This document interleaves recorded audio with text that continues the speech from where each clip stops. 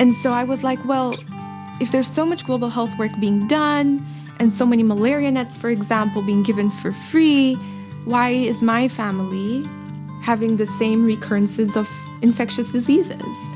And where is this going? Like, how is this not solved if we have billions of dollars invested in it? And I guess what stuck with me at that time growing up and seeing that was, well, they haven't really talked to individuals in the community who are at kind of the axis of disadvantage. And if we were part of the decision making, then maybe global health would look a bit different.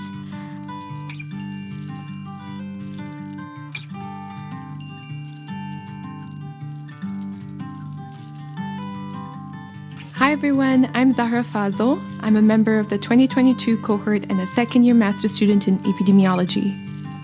I imagine a world where communities across Africa have an equal stake in setting the global health agenda.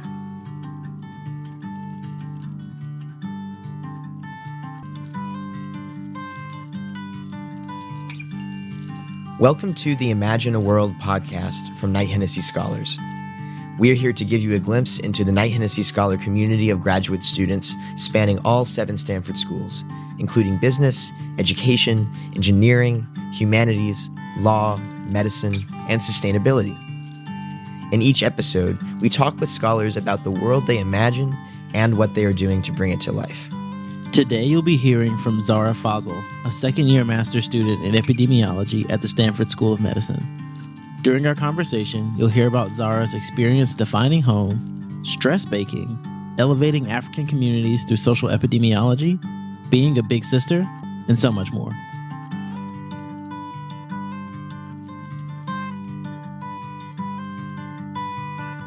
Hey, what's up, y'all? Welcome to another episode of the Imagine a World podcast. I am one of your co-hosts, Willie Thompson, at the business school and soon to be at the ed school, member of the 2022 cohort. I'm joined by my amazing co-host, as always, Taylor Goss. Hey, I'm the other co-host of the podcast.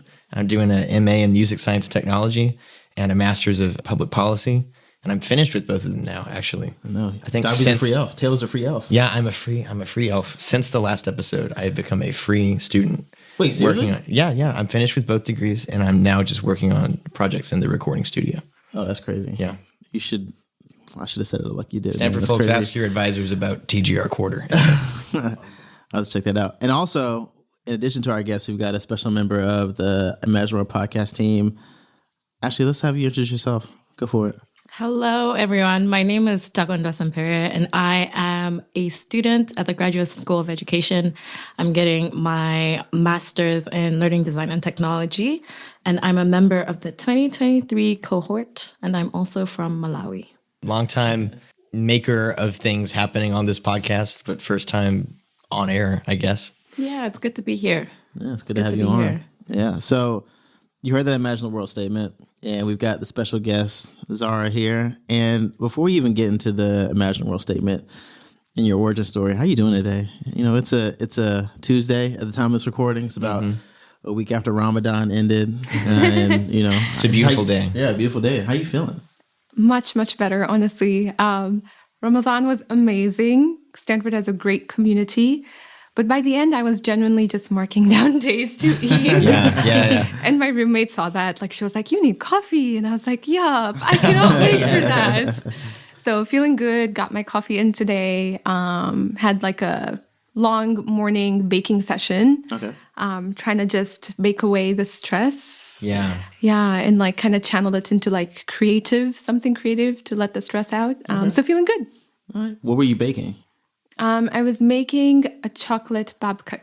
Ooh. Yeah. And it didn't make its way to Denning today. I was about to say, conspicuous that it's not here. So I did have a tiffin right at like my bedside in the morning after I finished baking. Before I was leaving, I was like, yeah, put that in your bag. And I didn't. But that's the story of my life. The thought was there. And I think appreciate that. that's what we appreciate. Thank you. It will definitely make its way around, hopefully. Or we can make our way to your place. Yeah, That's true. Yeah, we Follow you home. Yeah. Absolutely. Yeah, we can pull up. Yeah. I'm not opposed to I'm that. down. No. Inviting ourselves to your house. No, but truly, that's the African way. Yeah. All the doors are open. Everyone's welcomed in. Yeah, you bring the Tupperware with the baked goods, and then we return it with something else. Yeah, Oh, that's great. exactly. Yeah, you never return an empty container. It's very confusing because the chain doesn't end. The lineage of It never Tupperware. Yeah. It never ends. Truly. And like if you get a Tupperware back with nothing in it, that's like rude. bad. Yeah, Yeah. exactly. It's rude. Yeah.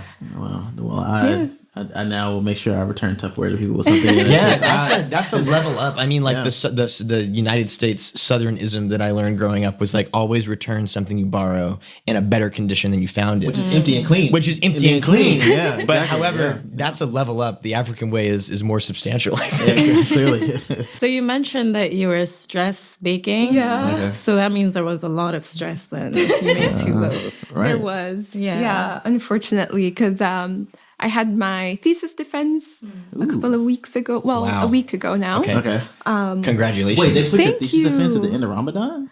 That was my choice. I thought it was okay, going to okay, be Eid. So I was like, I'm going to pull up with like my traditional Okay. fit. Right. Okay. And like have everyone kind of just like get distracted by that and not criticize my research. There was a Right. strategy. There was some strategy. But I see. yeah, it ended up the moon didn't sight. And so I was presenting fasting. But it went well. So that was exactly a week ago from today. And then I submitted the written version yesterday night. Nice. Yeah. wow. Okay. Congratulations. So are you Yeah. also done like Taylor's done? Or So I wish. okay. Not exactly the same. I'm just a Yeah. lowly master student. You know? No. But I relate to you because I'm not taking classes now. Okay, okay. Because What? Yeah, Great. yeah. So final quarter, no classes, but I have to publish 3 papers before. Right. Yeah. So Okay. that will take its time. So not fully free, but enough, free enough to make babka just on a regular 7 a.m. morning. That's crazy. Yeah. Well, I can't wait to have some of that chocolate babka hopefully soon. But before we talk about the world you imagine, but in terms of the world that you were born into and have experienced thus far, can you tell us where you're from and what was your journey here to Stanford? Yeah, that's a good place to start, honestly, because a lot of that is informed what I'm studying now. Let's see. So I was born in Morogoro in Tanzania. So that's a small town. A lot of people who tend to leave Tanzania and kind of pursue higher education abroad come from cities. So my experiences might be slightly different from most Tanzanians who are living abroad. But yes, I grew up in a smaller town, beautiful place, like pretty much cradled by mountains. If I had my phone, it's my phone wallpaper. So it's really gorgeous, very much like agricultural land. My family lived in Tanzania generations before me. So we're a 3rd, 4th generation Tanzanian. And we've had like family living in pretty much every part of East Africa. So I've had family from the Congo, Kenya, Tanzania, Sudan, Zambia. And so my immediate family is from Tanzania, but we have connections pretty much all across East Africa.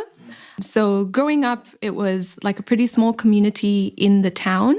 I didn't live with like extended family or anything, although they would always visit because we had a national park. So it was always fun hosting family members from across East Africa when they would come by and stop on their way to like the national park, and then they'd come back on their way and tell us all the animals they saw. So it was always really cool. We were visited very temporarily by people, but all those connections kind of taught me more about the world around me. But going to school, I did like the national curriculum. Okay. So we have the national and international curriculum in Tanzania, and the national one has a lot of like standardized exams every time. So after my grade 7 exam, you kind of get placed onto the next class on government loans if you make a cut. So that was kind of my journey, was always standardized exams and little cutoffs, and then trying to get to like the next stage on a scholarship. But I moved out at 13, actually. Yeah, so I left home. I left Morogoro, which honestly is the beginning of like what shaped me, because I didn't want to leave, honestly. I was like very attached to the town, loved it, loved seeing nature. Like going to my primary school, we'd climb a little mountain and it would be beautiful. My primary school was right next to waterfalls that have now dried up because I visited this summer. Oh, wow. And I really wanted to see like everything, that I grew up seeing. So things have changed quite a bit, but I didn't want to leave because it was so beautiful. But after grade 7, my parents kind of sent me to the city and to kind of get more like computer training and spend my holiday like doing something. And then I couldn't really go back because we have one bus that at that time, and there was one bus that would like kind of go between the town and the city. And I mean, looking at the prices now, they weren't as expensive, but it was around $10. And at that time, my parents couldn't afford to bring me back. So I just stayed. I stayed in the city, stopped schooling after grade 7, and took almost like a year gap trying to figure out how I would come back home and how I would access my governmental loan in now a new city because I couldn't go back to the town. And then, thankfully that worked itself out after a year. I had like quite a bit of luck in family members chipping in schools being convinced to, take a shot at me and like see if my grades would show in terms of the hard work I could put in. Mm-hmm. But yeah, it was very much interrupted school systems and a lot of movement and not a lot of time with family or the places I would have wanted to stay in. But all of that shaped me in being able to understand kind of all these like determinants that affect wellness and human life that are out of your control. In your initial studies around this time, were there themes that kept popping up that you found yourself consistently interested in? Like, did you see a path start to form at that point? Yeah. So that's really interesting because growing up, I thought I was good at science and that's it. Okay. I didn't know like how to translate that into something like a career. Everyone in my family has mostly only completed grade 9. Okay. And so after completing schooling, a lot of them got into like businesses, like small businesses. So for example, my great-grandfather, who was in Zanzibar, which is an island off the mainland of Tanzania, he was a watchmaker. So he set up his like cardboard shop outside his house. And if people walked by, like people who had, I guess, white-collar jobs, are they called? Sure. Yep. People who'd walk by and who'd have their like watch broken, he would fix it. And he would also help shine up shoes, which was a big thing. Like you have to go to work and to school with your shoes like fully shined up and like nice and pretty. So even though some of them did attend schooling till grade 9, no one used that as a way to create a career.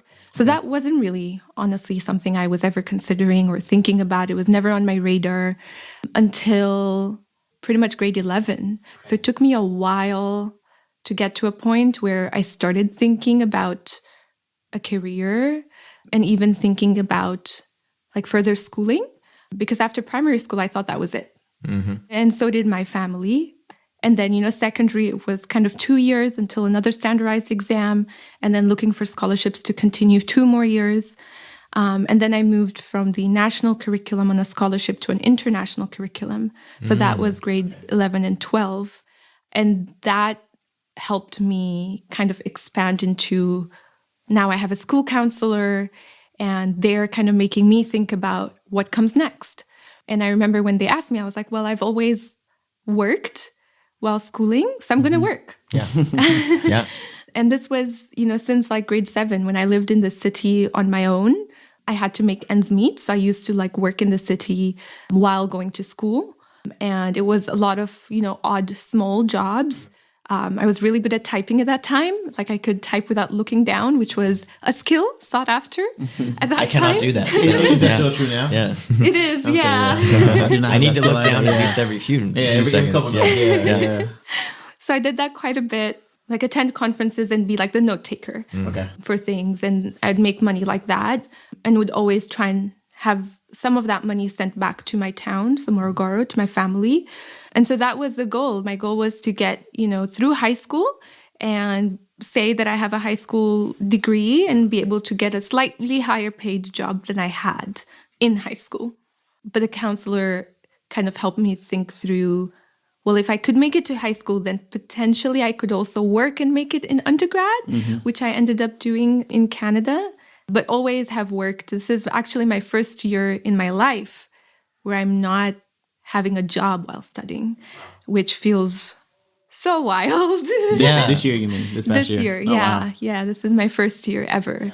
So since like the age of 12, I've always had like a job while studying or something. And I didn't know what to do with my time. Yeah, I was going to ask about how'd you feel? I was going to ask about that. How'd you feel when you realized this abundance of time you had at your disposal when you by not working and being in school? Yeah, I think some of it is very anxiety inducing. Like I thought I would be happier and like much more, I guess, spending that time and investing in myself.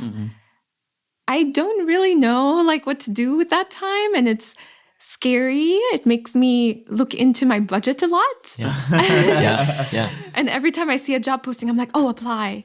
But then I also have to take a moment and realize there's so much I need to catch up on in terms of like real world skills. Like I don't know how to drive yet. I don't know how to ride a bike. I don't know how to swim. And it's always felt like I've been trying to get through the next little standardized test and the next scholarship. So there's, lots of life skills that I felt I missed out on because I didn't have time to think about it. And now I do. And Stanford has amazing resources, y'all, like honestly. So I've been enjoying trying to learn new things that Stanford offers and get into spaces that felt like, oh, that could never be my space. Like rock climbing. That was something that kind of wild. Like I was like, that is not a type of thing anyone does from my background. And now I'm starting to learn that and have taken classes at Stanford. So it's been fun. Very cool. I think we've run into each other a couple times at the climbing gym. We have. Yes. That's You mean the true. one in Fariaga? Fariaga, Oh, that's wow. right. That's right. Yeah. To be clear, the Arriaga gym climbing area, Yeah. which is the furthest, therefore Fariaga. Well, furthest from Non-Stanford folks might not know that. Yeah, the furthest from For folks who are listening, there are two gyms at Stanford. One is called Arriaga, one's called Fariaga. I don't know what the center that dictates which is near and far is, but Fariaga is the one that has an indoor rock climbing gym, which is pretty crazy. Yeah, no, it is. And it's funny because I live near it. So for me, it's near Yaga. Right, exactly, yeah. I'm at the business school and we called yours Fariaga. Yeah. Perspective is crazy. With this period of your life that we've been talking about, it seems like the goal is getting from point A to point B, figuring out how to sustain yourself over time. But you're also a very creative person who's always had some level of art in your life and making art. And I think of art as a place of reflection. So has art served as a place of reflection for you? How has being a creative person and also having to sustain yourself consistently over time, how have those two things mingled in your life? I think, and Takondwa, you might agree with this. I think that's just ingrained in our culture. Like growing up in sub-Saharan Africa, a lot of the art that we see around us, the creativity we see around us, it's how we've passed on our culture. So oral tradition is big, music, a lot of it has been like literature. Yeah. For example, Swahili literature in particular, given that it's my second language, was instrumental. It was one I learned before English. And Swahili literature is through which I read and learned about like the books that you learn in English, for example, Shakespeare. Like I only learned about Shakespeare in Swahili. Yeah, that's cool. So when people, say those lines in Shakespeare, I'm like, I don't know what that is. Right. So it was kind of ingrained from an early age. And a good example of that was in primary school. So I went to like the, national curriculum in primary, and there, apart from your classes, you also learned, how to garden. So we'd have times and like slots allocated to us where we'd be with like the grass slasher, and you'd be out kind of slashing grass. And then similarly, we'd have homework, and part of our homework was creating raffia grass like stitches to create like little mats that you can sit on. So I did that from a young age, learned crocheting. I lived on indigenous land in Morogoro, and the indigenous community would crochet quite a bit. And so I kind of learned that just growing up a little bit, and then tried to continue that afterwards once I, kind of settled down a little bit in finding out what my pathway was in undergrad. I came back to those little core teachings because I realized that I was missing a whole part of home because I couldn't go back as often. It took me 4 years to be able to go home to Tanzania itself after leaving the country. And it took me around 12 to 16 years to come back to my hometown. And a lot of that was because, I have obligations not just to myself, but to my family and to my younger sibling, who Willie, I know I've talked to you quite a bit about. Yeah. The creativity part, the, arts and culture was kind of my way of saying, well, I'm not home, but I'm trying to create that sense of home within me and to keep me on like a path that feels intentional, that reminds me of the neighborhood and community that raised me. Because when I couldn't go to school for that 1 year in primary, I had friends who were going to school. And so I would watch them come home in their uniforms and I would be a little depressed, to be honest. And they picked up on that. And before I even asked, they would give me notes from school. So I caught up and didn't really need to like repeat grades because of that, because people would just give me notes. And when I needed past papers, which we used to study for exams for, people would use their own money and kind of photocopy that for me.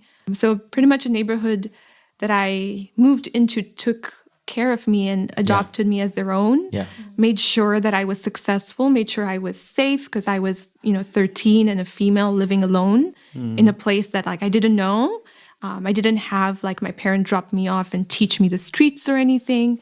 So they, like everyone took me in as their child and made sure that, even now when I go back, they remember me and they, have all these like memories of making sure that in Ramadan, when I came home and I hadn't had time to make food, that they had their doors open and brought me in for iftars. So it's kind of making sure that that story is told through the creativity and arts and music that I try to engage in now. Yeah.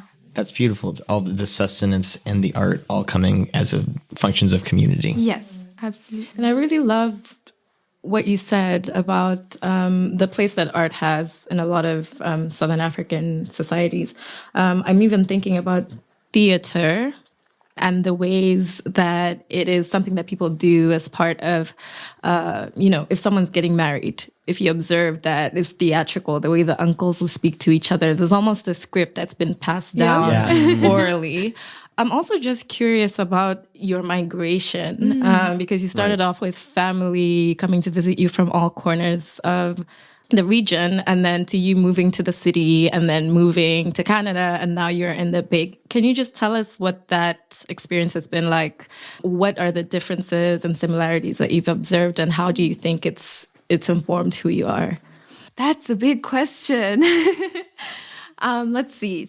I guess I enjoyed being the person who received people, like when we'd have people kind of visiting Morogoro and coming in and spending time with us. I enjoyed that part a lot.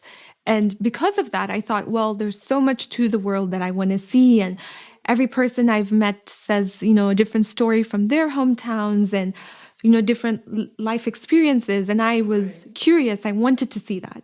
And so I thought when I would move to Canada and then to the US, I thought I would enjoy that because I would be seeking that out actively. And although I think I've also come to realize that the grass is greener on the other side, right? Like once you leave, you want to come back home. But then home doesn't really wait for you. It changes. And that was hard because when I left, apart from politics changing and everything, I had a sibling I left who was 5, who was born into my arms. And my mom hadn't raised her until she was 5, until I left So for her, her whole world was me. And I thought, well, yes, but I also need to try and, find a better way to like sustain myself, my family in the future. But I mean, she changed and she grew up and now we have Zoom calls, but it's not the same. And then going home this summer was also not the same. Like my town, like I mentioned, the waterfall behind my primary school dried up. A lot of the animals we used to see, a lot of them are, for example, rhinos are pretty much almost extinct. So a lot of the nature changed, a lot of people changed, the politics have changed. And I think that's also something I try to reflect on a lot as I work in global health. Right. Like the idea that the more we train and live in the global north, the more the global south is shifting. And then what is our place to be able to say that we can come back and potentially be part of that system if our lived experiences keep changing as we grow as well. Yeah, and I think it's also true that we are changing, right? Yeah. So we are encountering so many things that are shifting our perspective of ourselves in a context of the world, but also of the place that we come from. I deeply resonate with what you're saying because I left home when I was 16 and I've had a similarly jarring experience of returning to a place and kind of in your mind lodging it in a specific time and moment in your own life that's your reference point, and then you come back and it's not the way that you imagined it. There's a way that we romanticize home and the texture of it, we lose it over time. So I wonder, given the work that you do, how you stay connected to home while also taking stock of what you don't know and what has changed in between. What kinds of practices do you have for remaining engaged in a way that's meaningful and also humble? Because I think coming to the global north from contexts like ours often comes with it. A lot of people perceive it as, oh, you've gone somewhere better. So how do you balance this idea of honoring where you come from and also honoring the fact that there are experts on the ground who have never left and who are living the things that you are studying and thinking about daily? How do you sustain that connection? That's a long one, but pick what feels resonant for you. Yeah, no, absolutely. I think the advantage, maybe slight advantage I have, is I actually hated global health when I was living in Tanzania, because the global health I saw, and to be very blunt with it, was very savior-based, was very white-centric, and seemed to me that it was a way to make money. And although I was trying to find stability in my life financially, especially for my family, I felt like it was at the cost of communities like my own, like my family. Because we never had health insurance. I was never vaccinated as a child for anything except tuberculosis, which is what you get when you're born. And so I was like, well, if there's so much global health work being done and so many malaria nets, for example, being given for free, why is my family having the same recurrences of infectious diseases?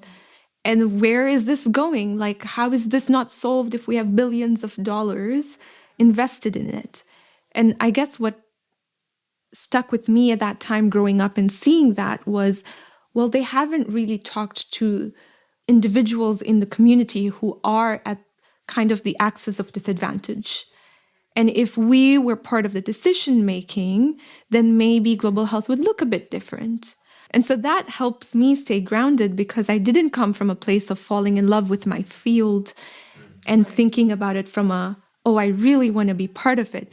I came from a fact of, I really don't like what's happening. And I would hope that I can join this field to be able to critique it as well in a very healthy way. And so it helps to stay grounded because of that perspective. And also because my family still lives in a very, in a considerably lower income community. I still support them financially. And I have a younger sister who's growing up and telling me experiences that she's seeing that I saw. And that keeps me grounded because, yes, I've lived it, but now I feel far away from it. Right. But she's currently seeing it. So, for example, when she was born, we didn't have a residential address. So when she was born, my parents had just moved to the city to come in and live with me, but I was living at different people's houses. And so we were living pretty much what you would call a hidden homeless community where you couch surf. And so she was born while we were couch surfing at people's homes in like a 1-bedroom, and she would be in my lap while I was studying for exams. And I would be taking her to like vaccine clinics. So I started interacting with the healthcare system, started noticing, well, if you have mobile vaccine clinics, they go door to door. But what if someone isn't living in a house? What if they're not like tied to a residential address? Then they might be missed in census. They might be missed in like mobile clinics. And similarly, there were lots of other things I noticed in her upbringing that I was very close to, that I realized, well, there's a lot of determinants of health that are missed out. And that tends to happen if you don't have people from the communities informing the policy or informing the kind of programs that are being created to serve them. So my work in global health, you know, whenever I need a reality check, I have my little sister on the phone, and she's 11 now. And so she's very cute, but very sassy. And so every time we talk, she will always kind of fact check me. Like when I, you know, call home and I'm like, well, Ma, we have a malaria net. You should be using it. My little sister will say, well, yes, but we also don't have electricity. And so if we turn on candles and a candle makes a net catch on fire, the whole house burns down. And we don't live in our house. We live in someone else's house. Right. And so I'd be like, right, okay, there's more to this than a net. Yeah. So things like that keep me pretty grounded. Yeah, 11 is definitely the age of sass, for sure. Ooh, yes. And then, but she's right at the peak of sass, and then it's just going to be sort of like adolescent angst, probably for like 2 or 3 years. At least, you know, I don't want to impose my own experience, or I feel like the average teenager experience is pretty similar. Yeah, I'm not looking forward to that part. So something you're actually talking about in that last story is, I think, an embodiment of your Imagine a World statement. Mm-hmm. And it's interesting when people talk about the continent, I think they can sometimes speak of it, I think more times than not, speak of it sort of in blanket terms. Mm. And I think you articulate it feels to me like a stitching of sorts of places instead of just a covering up of sort of like the nuance that exists in communities. And so I wonder for you, you mentioned you want communities across Africa to have an equal stake in the global health agenda, and you've already articulated your experience seeing that agenda play out and the issues you've had with it. Where do you think the communities in Africa are right now in that stake? And what do you think it will take to have that equal stake in the agenda? Because we can talk about your work with albinism in Tanzania, because I feel like that's like a really good example of you living in that. What are your thoughts on the current state of the agenda and the way that African communities are capable of contributing to it? And what does it take for that stake to be proportionally represented? Yeah, no, that's a really important question, honestly. And I guess I'll preface by saying 2 things. One, when we talk about the continent, I guess it's very different when we talk about Eastern Africa to Western to, you know, sub-Saharan and North. So I do want to say, like, when I, you know, put down that statement, I was thinking more so communities all across Africa, and specifically using my experiences growing up in East Africa, but speaking in general to the lack of partnership that's sustainable even beyond Eastern Africa. So although my lived experiences inform that statement, I do see it play out quite similarly in other parts as well, but also acknowledging that they are very different parts of Africa. I mean, they need different things when it comes to global health. For some areas, the priority might not be the same as what I think it is for Eastern Africa, for example. But also when I was writing this statement, I didn't leave it as just Africa needs to be part of that conversation, because I think it is. I think Africa and, you know, African leaders are, but who are those leaders? And do they currently embody the experience of the common person? There's a bit of sometimes, you know, a distance there. And so we have to really think, especially in global health, where health is supposed to be a right. It's not supposed to be something we quantify as like how many, you know, years of life of productivity someone loses if they get a disease. That irks me typically, because I think it's a matter of justice. It's a matter of everyone deserves to have a healthy life where they lead with wellness and they're able to achieve whatever they want to. And when we think about that, the priorities may be different for leaders versus communities. And that's why I wanted to call out specific communities. Because I do think, when we think about communities, one that comes to mind immediately is indigenous groups all across Africa haven't had as much recognition, haven't had as much data in public health. And so when we think about pockets of communities, that's when we really think about, okay, is there a mismatch then to what is being currently represented on the global scale from Africa versus what communities really need? So I think there's also a gap. And then in general, there's also a need to elevate the voices from the continent, from leaders, from public health work, and ensure that when we think about the global health agenda, it's set by priorities that not only African leaders, but also communities think they would want to see be done. Yeah. And can you share more about, and actually I'm going to go back real quickly to something you said earlier about the social determinants of health. I know Courtney Burton would be smiling ear to ear, as she normally does, about the mention of more social determinants of health, because she talked a lot about that on her episode of the pod. I would want to see, how was your work in epidemiology at Stanford an embodiment of the kind of things you like to see? I feel you teasing some of that stuff out, and I'd love to have a little bit more of an explicit conversation about that. Yeah, no, absolutely. So after coming to Stanford, I, always knew I would train in infectious disease epi, because that is kind of the priority for many African countries. But after coming to Stanford, I've really incorporated social epi. Okay. And that's kind of where I would be headed after this, focusing more so on social epidemiology and creating that literature on the continent. Because a lot of that literature is coming up quite a bit in America. There are tools, for example, for the first time through social epidemiology, there were tools that mapped, racism and systemic racism as a measure for differential health outcomes. And that link wasn't one that was that explicit. And it was made explicit through literature in social epidemiology that kind of showed the embodiments and ways to measure that. Like, how do you collect that data in surveys or through policies or through other things? And it would be very interesting to see parts of that incorporated within sub-Saharan Africa and to be able to say, okay, even within many countries in Africa that face very similar, priorities when it comes to healthcare, there are some differentials. Communities are impacted differently when there's an outbreak, and what communities then, need more incorporation of social epi to support their well-being beyond like a vaccine or beyond a pill that cures the disease once, but has it reoccurring.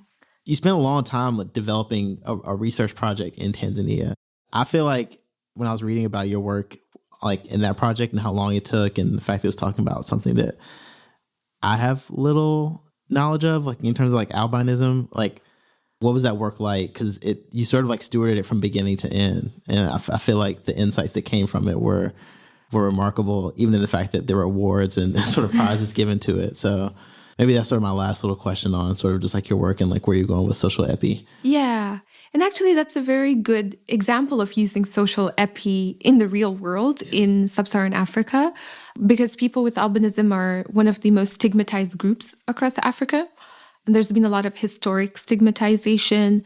You'll hear, if you search up people with albinism, the first articles will probably come up around Tanzania, because we host the highest number of people with albinism, but also because in 2007, around that time, we had a massacre of people with albinism in the country. And what tends to come up in a lot of these articles is the idea of myths. And although that's part of the conversation, I think the bigger part is, why do myths happen?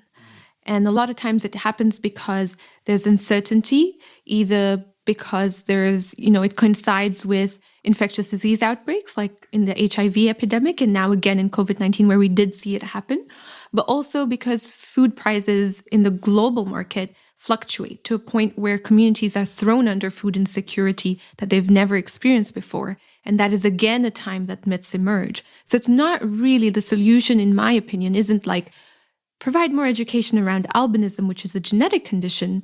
Rather, well, there are systemic issues that are driving a persecution of a community, well, how do we deal with the systemic issue?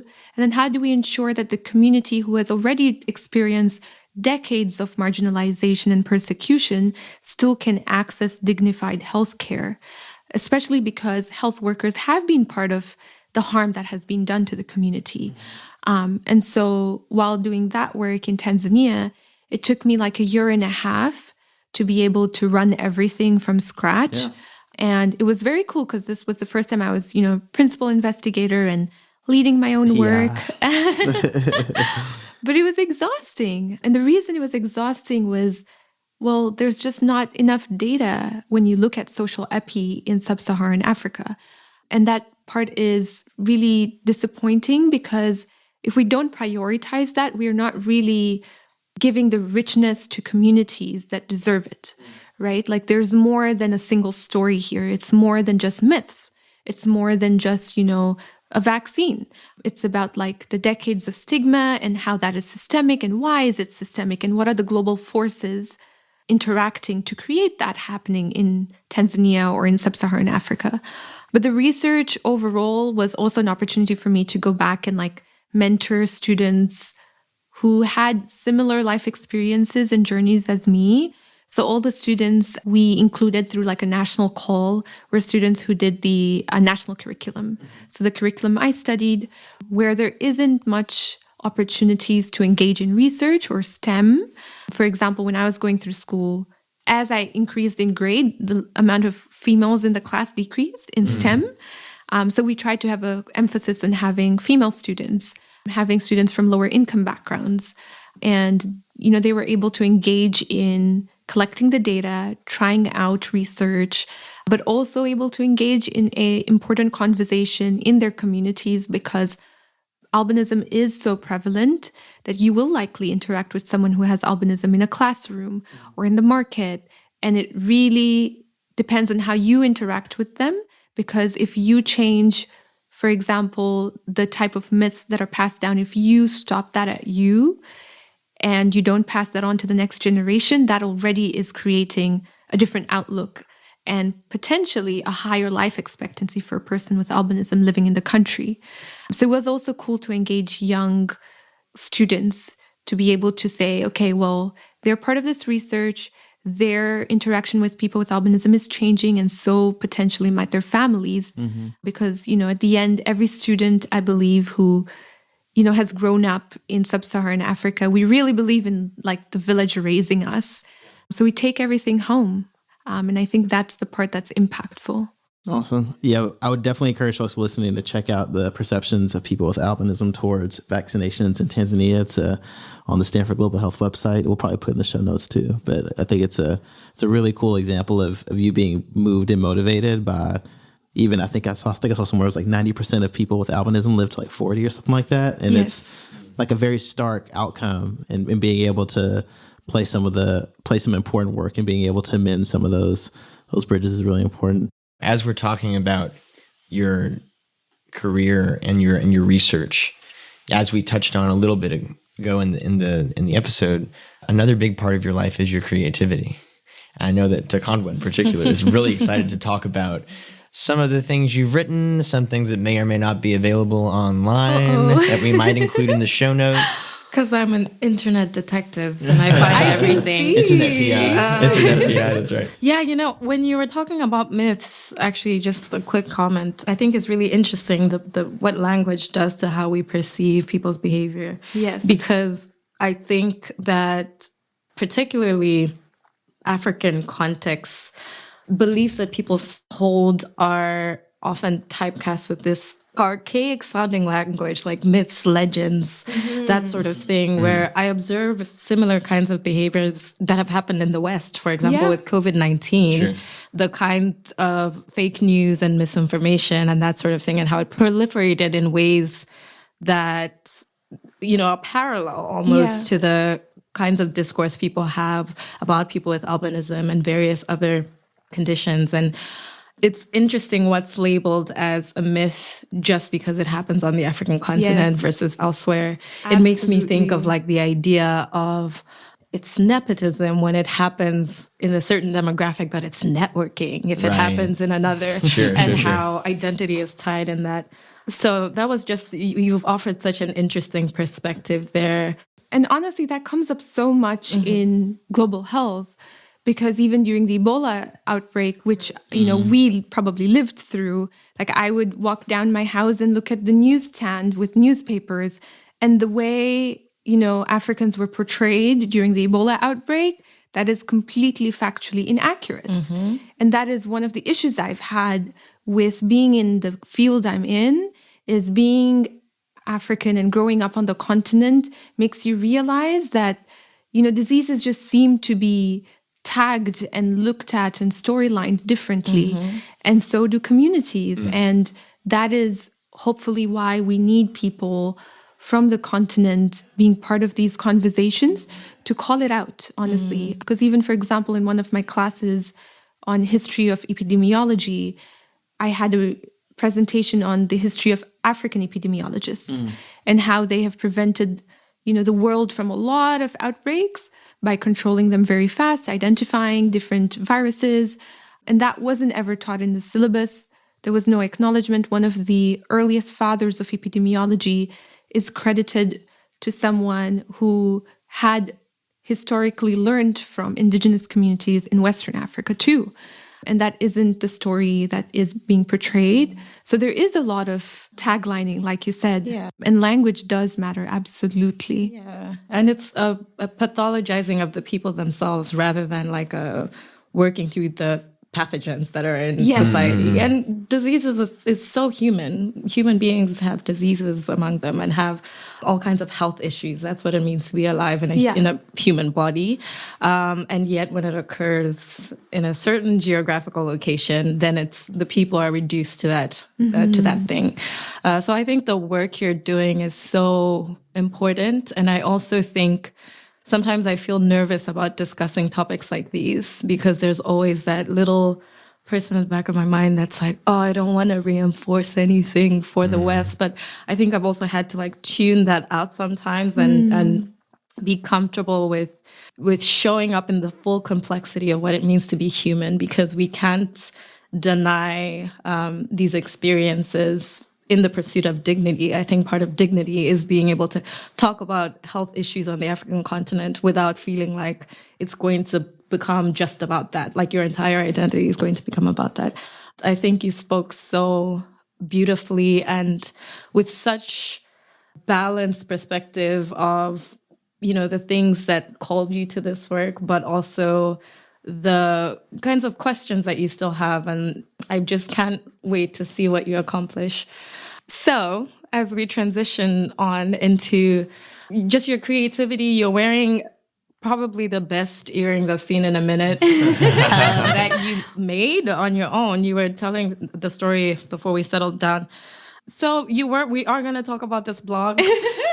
I sadly some of the links are broken, so it's just your luck. I could have pulled out Derek's quotes from your stories. But how old were you when you were writing those stories? Because for context, you were publishing stories on Wattpad to thousands of fans. And as a veteran of Wattpad myself, I know the kind of dedication and consistency that it requires to write novels that thousands of fans are engrossed enough in to read. And I think any thoughtful person with a creative bone in their body looks back at their work and cringes. I think that's a normal thing. I'm cringing so hard right now. No one can see me. It's because you've grown and evolved, and the person who created that work has evolved into another person. But can you just say a little bit about that? Like, what made you just want to sit down and write? Maybe the feeling itself rather than the work, which might make you spontaneously combust if we talk about Exactly. Thank you. That is literally, you're throwing me like a little life jacket here and I'm going to grab it. Given that I don't know how to swim. So I think I was probably like around 16, 17 at that time. So it was honestly when Wattpad was pretty like famous and every person was on it and like enjoying live reading. But the reason I probably gravitated towards it was I didn't ever like have a TV growing up. So my outlet was books. It was always books from the library where there was a limit of borrowing 2. And my name was always under like too many books borrowed at every point. So we had like a national library in Dar es Salaam that had my name everywhere, where there was a school library. And then I also had a friend who went to a different school who I made borrow books for me. Under their name. Under their name. Genius. So everywhere, pretty much. And it's really funny because my younger sister is also an avid reader. And I just sent her a book. She reads a lot of fantasy. And so I had a friend going back home who completed their degree at Stanford. And I was able to send her a book because she isn't able to like access a lot of the like latest copies of book series that she reads. And so she's always waiting for months. And now it's like, yes, I can finally just like, send stuff home. But because of that, when I would hit my limit, I would go on Wattpad. And I started as a reader. And then I was like, we grew up reading Swahili literature. I loved Swahili poetry. I used to write Swahili poetry. And at least for me, it was social resistance through literature. Like I learned queer theory through Swahili poetry, which was very much subtle and, there's a lot of persecution around it. So literature was always written as a way to like resist the narrative that is in society that potentially could be oppressive to communities. And so I started writing thinking, well, I'm grown up in like a Swahili community. This is part of my blood. I have to. So I took a shot at it. I wrote it from the perspective of like being a Muslim woman and growing up and stuff. I mean, I cringe at my work till today. So that's okay. We won't go there into the content. But I will say it was a good, fun exercise, like being able to write, because I realized it's really powerful to document some of the experiences and being able to kind of put out the word that there is so much shared common ground across different cultures, across different religions. And you can find that if you write about them. But if you don't write about them, it's really hard to seek that out. So it was a form of like kind of olive branch saying, these are my experiences. Does anyone have the same? Or what can we bond over? That was probably at 16 what I was thinking about and nothing more. Yeah. No, And clearly people responded. Yeah, thousands of them. And I think you make such an excellent point around the power of stories and of literature. And Tanzania is actually just known for being, even for Swahili, I'm not a Swahili speaker, but even I know that Tanzania's Swahili is the most like pure poetic and like beautiful one. Hell yeah. Hakuna Matata. And I feel like that's all the Swahili most of us in this room know. But I also just think I lost my train of thought, so I don't know where you're that question picking a was fight going. though by making that statement. I know I am, and I stand firmly on that. I'm so grateful. You should get a Tanzanian bracelet. I Honorary should, to rival citizen. the Yes. Hell yeah. Wait, what's the rivalry? For the ignorant? Okay, for the ignorant folk. Because Okay. Kenyans wear the black, red, green, which is also the flag of Malawi, so that would suit me better technically. But we're next door to each other, so I think this makes sense. Okay. The question of also language of instruction, because you mentioned earlier learning about Shakespeare in Kiswahili. I think that is just such... Language shapes how you think and how you see the world. And I just imagine what the possibilities would be if we had children reading texts in different languages. I also think about the limits of language. And there are many moments where I bump up against English words and ways of expression because there's something I need to say that only exists in my language. So I wish I could wave a wand and learn to speak it so I could read how Shakespeare was translated for Swahili. That was just a comment. There was actually no question there, I realize. It was just a comment on a point you made earlier. No, you're so good. And I think to your point as well, like, we have the national languages and we also have a lot of tribal languages all across Eastern Africa. And those are disappearing. And so when we talk about language as a way of documenting histories and cultures, the disappearances of those languages are also very important to talk about and very important to work around and try and preserve it, because then you are losing a whole community and culture. And so that's really at the forefront of my mind. And at least when I was doing the project in Tanzania, that came up quite a bit, where people with albinism spoke a language that was tribal, and a lot of them came from a specific region where that language was now slowly disappearing. And being able to say that, okay, if we are going to make music to disseminate findings from the study, we'll do it in the tribal language too, even though it may not be spoken by most of the people in the country, most people who might consume it abroad, but having that language is important, because that's true. It's the way we preserve ourselves. It's the way we preserve ourselves. That's beautiful.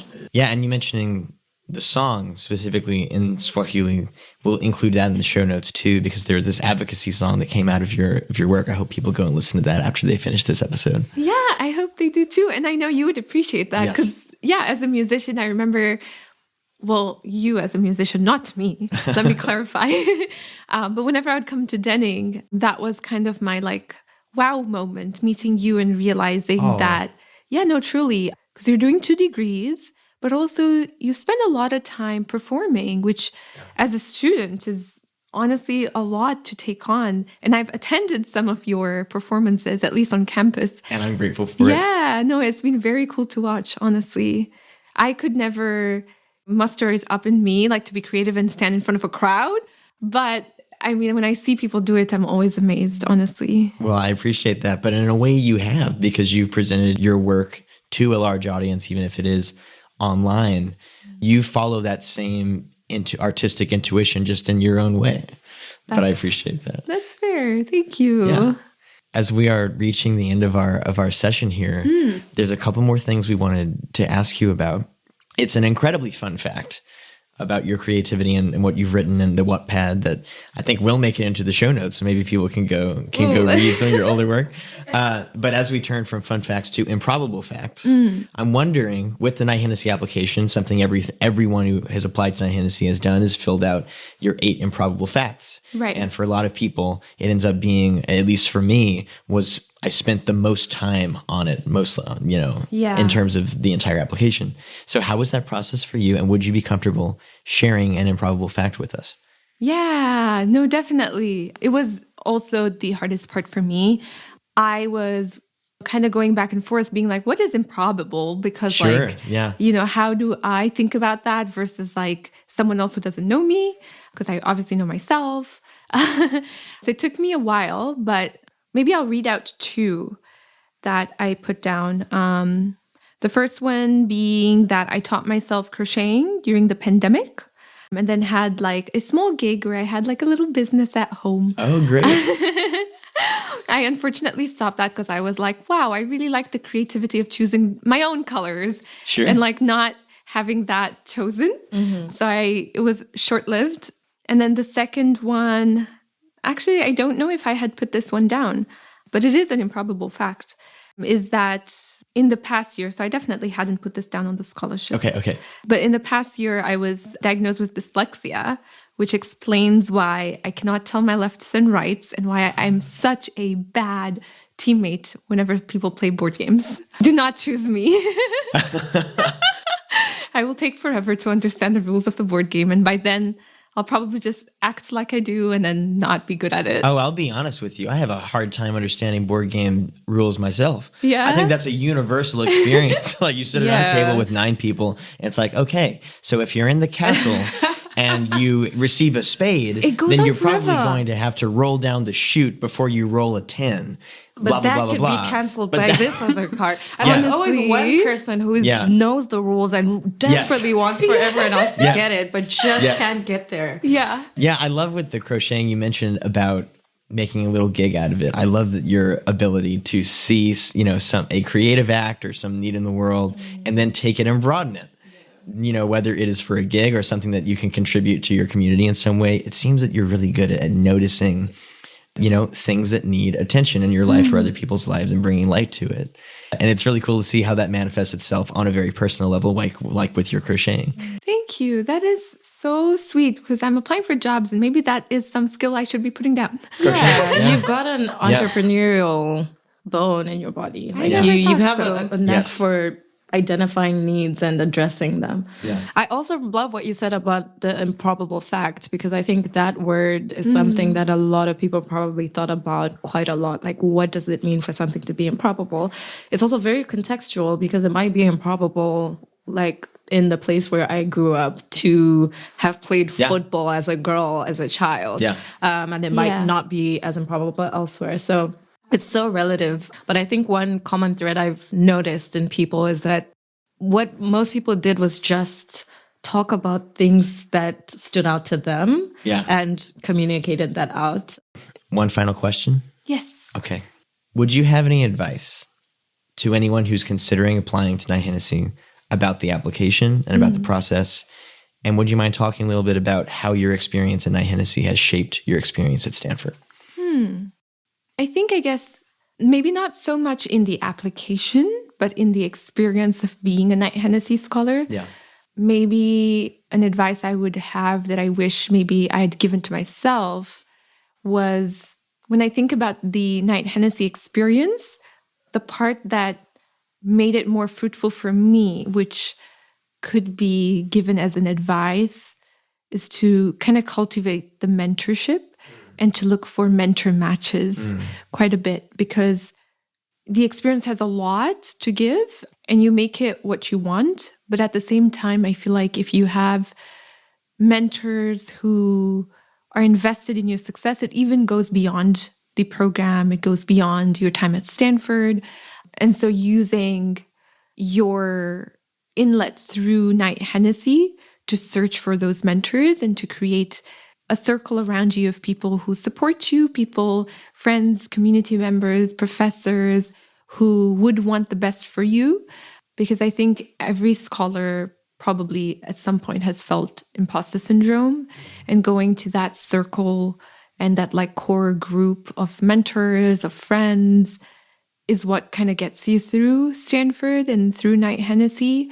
So thinking about that intentionally, even before you come in, I think would be beneficial. I think that's beautiful advice, both on campus and for anyone who is even pre-thinking about applying to graduate school or anything like Knight-Hennessy. Yeah. Understanding your community and understanding how both you can contribute to it and what you might be able to carry with you and contribute to others down the line. Because I think that connected to what you're saying about being thoughtful about mentorship helps you be a better mentor to other people later down the line. And the more thoughtful you can be about the way you interact with your mentors makes you more open-eyed to who you can, give advice to or provide some experience to, whether or not you want to call that mentorship. Absolutely. And I really, really like that.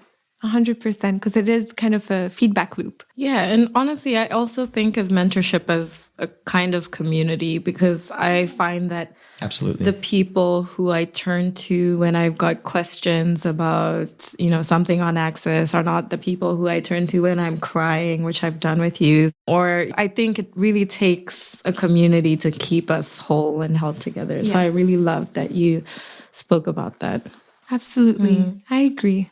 Well, Zahra, this has been so lovely. Thank you so much for spending an afternoon with us. Thank you, guys. No, this is really, really fun. I'm so happy that you took the time to do this, especially because we spoke about, the importance of like leaving an archive of yourself, so to speak. And this feels like you're doing that in our community. So thank you for being here. I love how you put that. Absolutely. No, I'm very grateful that I got a chance to just spend time with friends and talk about life, because I do think it's important, I agree, to leave like a little bit of yourself in communities that have given so much to you, and Knight-Hennessy really has, truly. I hope that you're able to bask in the fact that you've finished presenting your dissertation and submitting it.